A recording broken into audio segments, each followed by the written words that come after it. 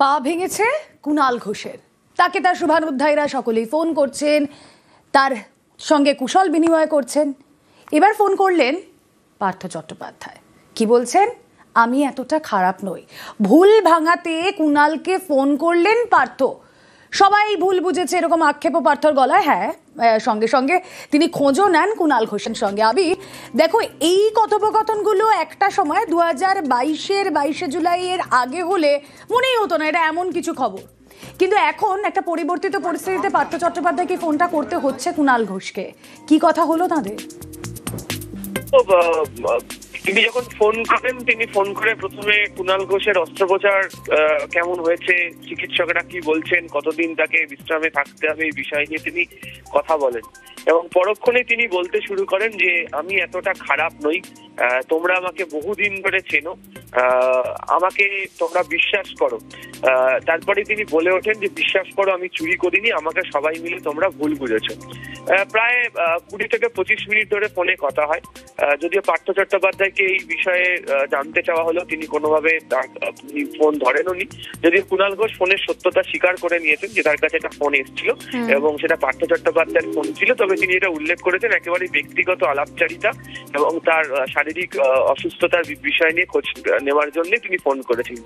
তবে সূত্রের খবর, এদিনকে বারবার ধরে পার্থ চট্টোপাধ্যায় তিনি বোঝানোর চেষ্টা করেছেন যে তাকে নিয়ে যেগুলি বলা হচ্ছে সেগুলোর সঙ্গে তার নাকি কোনো সংযোগ নেই এবং এই চুরির ঘটনার সঙ্গে তার নাকি কোনো সংযোগ নেই। তাকে খারাপ হিসেবে মানুষ ভাবতেন, তিনি একদম একেবারেই আবির। এবং গ্রেফতার হওয়ার পর থেকে পার্থকে বারবার নিশানা করেছেন কুণাল ঘোষ।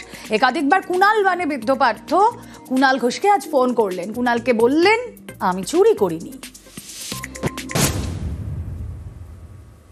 ব্রাত্যকে শিক্ষামন্ত্রী করা হয়েছিল, পার্থদা গাজওয়ারি করে ব্রাত্যকে সরিয়ে শিক্ষামন্ত্রী হয়েছিলেন। নিও কেলেঙ্কারির মতো একটা কুৎসিত ঘৃণ্য অপরাধে যুক্ত এবং অন্যতম মাস্টারমাইন্ড যে কোটি কোটি টাকা তুলেছে, সেইরকম লোক যখন আমার সমালোচনা করে, থ্যাংক ইউ পার্থদা আমায় ক্যারেক্টার সার্টিফিকেট দেওয়ার জন্য। এই পার্থ চট্টোপাধ্যায় আমার কথার পরিপ্রেক্ষিতে রিয়াকশনে বলেছিলেন যে বন্দি থেকে মাথা খারাপ হয়ে গেছে। আমি পার্থদাকে বলবো আয়নায় মুখটা দেখতে। আমি আশা করব কারা কর্তৃপক্ষ তাকে কোনো রকম বাড়তি সুবিধা দেবেন না। প্রথমেই রাজকীয়ভাবে জেলের হাসপাতাল নয়, তাকে যেন সেলে গিয়ে ঢোকানো হয়। অর্পিতার পাশে জেলমুক্ত পার্থ নিয়ে প্রশ্ন এড়ালেন অর্পিতা। আজ অর্পিতা মুখোপাধ্যায়ের হাজিরা ছিল, সেখানে পার্থ চট্টোপাধ্যায় নিয়ে প্রশ্ন তিনি এড়িয়ে গিয়েছেন। ইডি যখন সিজার লিস্ট তৈরি করবে, সেখানে যে এলআইসি যে পেপার পাওয়া গেছিল, সেখানে আপনার এবং পার্থ চট্টোপাধ্যায়ের যে রিলেশনশিপ, সেখানে আঙ্কেল কাজিন এইরকম না। এই প্রসঙ্গে প্লিজ কিছু প্রশ্ন। ধন্যবাদ।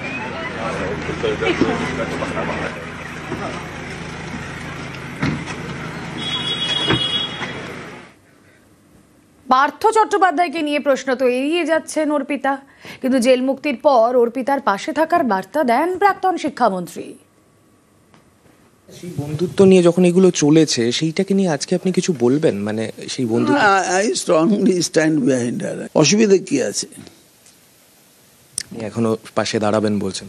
এখনো না, আমি ছিলাম, আমি পাশে দাঁড়াবোই। সল্টলেকের সোনা ব্যবসায়ী খুনে কেন অভিযুক্ত বিডিওকে গ্রেফতার করা হচ্ছে না? আজ বারাসাত আদালতে জোরালো প্রশ্ন সরকারি আইনজীবীর। সোনা ব্যবসায়ী স্বপন কামিল্লাকে খুনের অভিযোগে রাজগঞ্জের বিডিও প্রশান্ত বর্মনের বিরুদ্ধে এই অভিযোগ। খুনের তদন্তে এখনো পর্যন্ত জালে 4 দিন। বারাসাত আদালতে অভিযুক্ত বিডিওর আগাম জামিনের আবেদনের শুনানি ছিল। কি হলো সেখানে? প্রতিনিধি জিয়াউল আলম রয়েছেন সঙ্গে। জিয়াউল,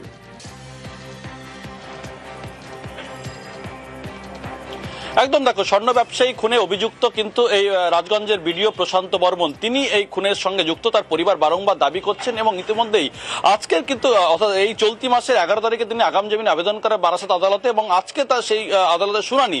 তখনই সরকারি আইনজীবীর অর্থাৎ একাধিক প্রশ্ন তোলেন যে যেভাবে এই ঘটনার সঙ্গে অর্থাৎ এই খুনের সঙ্গে সরাসরি যুক্ত রয়েছে প্রশান্ত বর্মন, অর্থাৎ একাধিক এভিডেন্স সামনে আনা হয়। একদিকে যেমন 32টি আঘাতের চিহ্ন রয়েছে, তার মধ্যে অধিকাংশই হচ্ছে একেবারে প্রশান্ত প্রশান্ত বর্মনের বেল্ট এবং জুতো দিয়ে আঘাত করা হয়েছে এবং সেখানে কিন্তু প্রমাণ এবং ভিডিও রয়েছে পুলিশের কাছে তিনি এই খুনের সঙ্গে যুক্ত এবং তাকে যে অপহরণ করা হয়েছে সেখানে অপহরণ করার পরেও কিন্তু তার ঘরে যে আটকে রাখা হয়েছিল সেখানেও এই প্রশান্ত বর্মনের সরাসরি যোগ রয়েছে এবং এই যে স্বর্ণ ব্যবসায়ী যে অর্থাৎ সোনার দোকান সেই দোকানে যে সাইনবোর্ড সেখানে যে ফোন নাম্বার সেই ফোন নাম্বার থেকেও কিন্তু ভিডিও একটি আধার লিঙ্ক পায় সেই আধার লিঙ্ক পাওয়ার পরে কিন্তু একেবারে পশ্চিম মেদিনীপুরের দাঁতল থেকে তার সে বাড়ির সন্ধান পায় সেখান থেকে তাকে তুলে নিয়ে আসা হয় এবং এই নিউ টাউনের বাড়িতে এবং যে বাড়িতে তুলে আনা হয় সেখানে আটকে রেখে বেধড়ক মারধর করা এবং 4টে ভাড়াটিয়া গুন্ডা নিয়ে আসা হয় সেই গুন্ডাদের সামনেই কিন্তু মারধর করা হয়। একেবারে জিয়াউল, পারিপার্শ্বিক তথ্য প্রমাণ, circumstantial evidence, digital evidence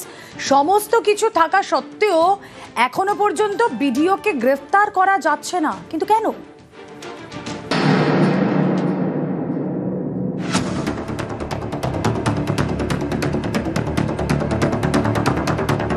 new টাউনের যাত্রাগাছি গত 30শে অক্টোবর এখান থেকে উদ্ধার হয় সোনা ব্যবসায়ী স্বপন কামিল্লার ক্ষতবিক্ষত দেহ।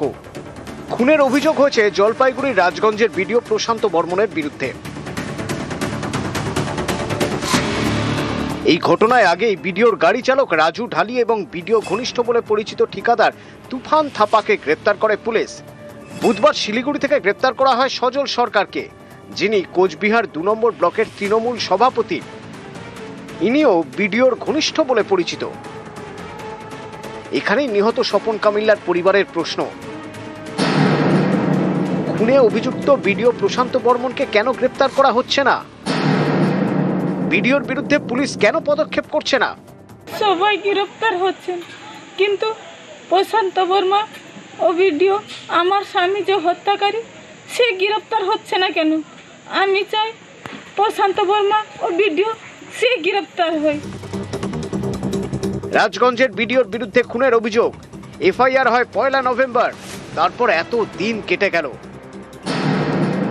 বিডিওর বিরুদ্ধে কিন্তু পুলিশকে পদক্ষেপ করতে দেখা যায়নি। খুনে অভিযুক্ত বিডিওর এতই কি প্রভাব যে পুলিশ এভাবে নীরব? মাথাকে বাঁচাতেই কি চুনোপুটিদের টার্গেট করা হচ্ছে? প্রশ্ন নিহতের পরিবারে। নিউজ 18 বাংলা। হাসপাতাল চত্বরে আতশবাজির তাণ্ডব। ইসলামপুর মহকুমা হাসপাতাল চত্বরের ঘটনা। শিশু বিভাগের পাশেই ফাটলো দেদার বাজি। হাসপাতাল চত্বরে জেলা পরিষদ ভবন, সেই ভবন এখন বেসরকারি সংস্থার লিজে। সেখানে বিয়ের অনুষ্ঠানে দেদার আতশবাজি দেখছেন সেই ছবি। আতশবাজির শব্দ, ধোঁয়ায় নাজেহাল রোগীরা। মহকুমা শাসকের কাছে লিখিত অভিযোগ।